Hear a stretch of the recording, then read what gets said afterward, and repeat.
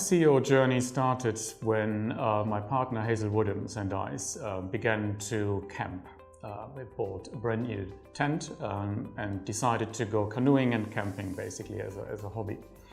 And it was on our third major trip that we did to Norfolk in 2011, when we used a small bucket barbecue, so for two people, around 6-ish in the evening, just cooked our dinner on it and then just let it go out. We did this safely outside our tent. The tent was a large 4-person tent, about 6 foot tall, so a really large one you can easily stand up in.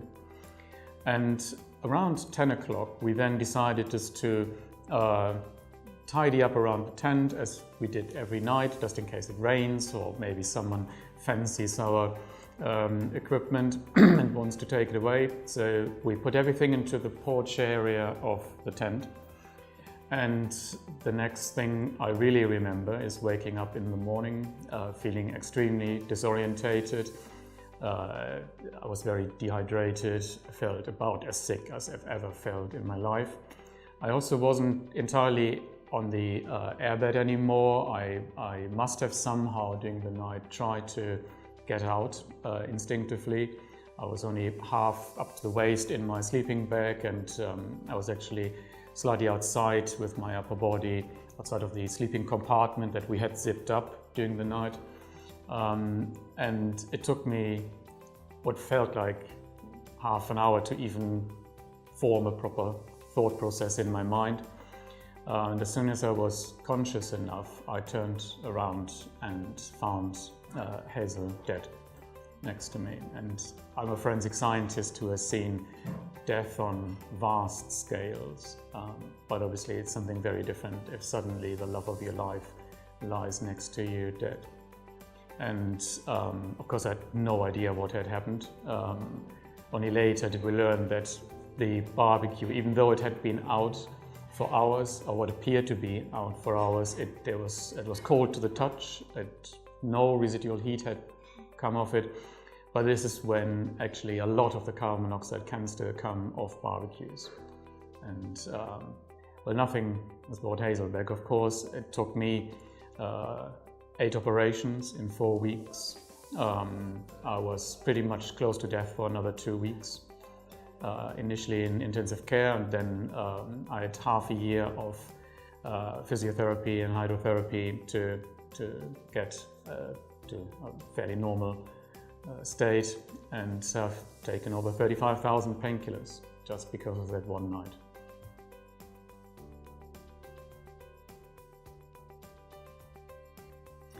Yeah, since the accident happened, I was asked initially by the BBC to appear on the One Show, and that was seen by someone in the All Fuels Forum, which was created by the All Party Committee in London. And I was asked to come to a meeting. I didn't know an awful lot about it. It was immediately the next day. And I walked into a room, a part of Parliament, and there were about 40 people inside and not a single scientist. Now, Hazel, my partner, was a forensic scientist who was working as a crime scene investigator for West Yorkshire Police at the time. I'm a scientist. I teach at master level at universities. And I thought that what CO needs, apart from awareness raising, is more knowledge, is more science, because there is an awful lot we don't know about carbon monoxide. And there's even more that the general public doesn't know about it. I mean, that carbon monoxide can go through walls, and that carbon monoxide can come off a barbecue that appears to have been out for hours. And there's a lot more that we need to understand about it.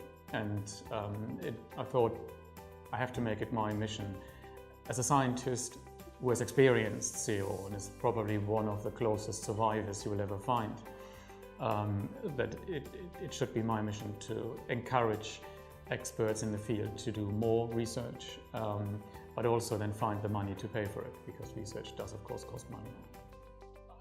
I've always tried to take every opportunity to raise awareness of the dangers of carbon monoxide, partly in Hazel's memory.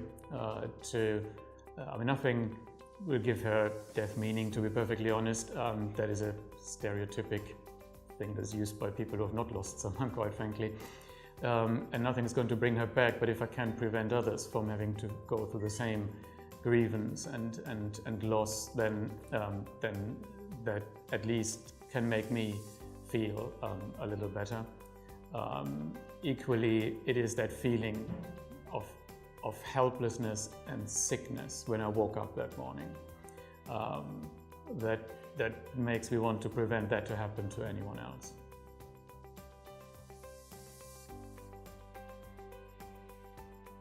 I was already keen to support Project Shout for quite a while, because basically it has the right people in it that it's based on, and it has a very clear message that it wants to try to get out.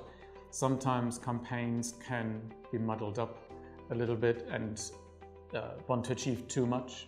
There's a clear aim. It's about alarms, and ultimately, while we're working on various other things of making appliances safer and making the environment in which we are potentially producing carbon monoxide safer, while we're doing that, it's all well and good, but the only thing that's going to save you right now, today, is a carbon monoxide alarm. And because Project Shout concentrates specifically on that, I think it's an excellent cause to support.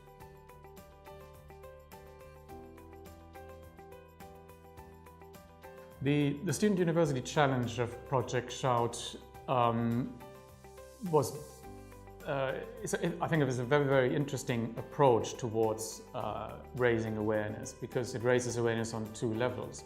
First of all the students who have thought about participating or have participated, and probably their families, their friends, their teachers, and all of them will now have considerably more knowledge of carbon monoxide poisoning.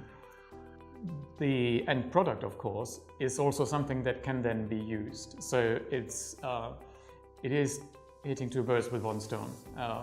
Therefore, it's an excellent idea to get young creative minds thinking, to try to visualize something that is actually invisible and cannot be sensed with any human sense. That is a very tough task, and I'm amazed how well they've actually responded to it.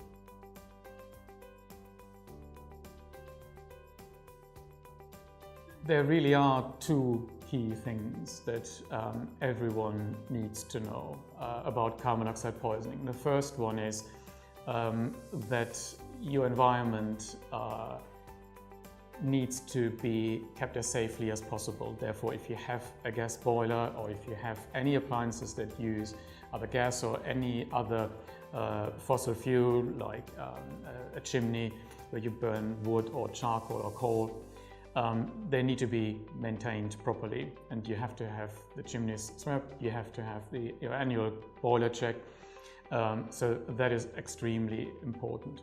However, carbon monoxide can come from sources outside of your own area of influence. So even if you have done all of that, if you have kept all of your appliances safe, it doesn't mean your neighbor does. I'll try to encourage them.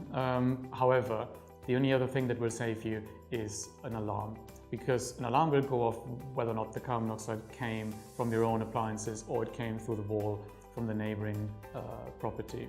So as long as people do both of these things, of having their appliances maintained properly and have sufficient number of alarms in their property, then they can stay safe.